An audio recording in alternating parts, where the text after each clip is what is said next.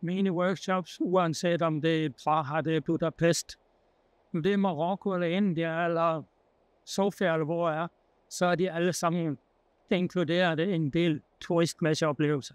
Jeg har været i alle byerne og brugt en masse tid på at finde gode pladser, både til billeder, men også til at opleve byen, så du kommer hjem med mere end bare en fotooplevelse.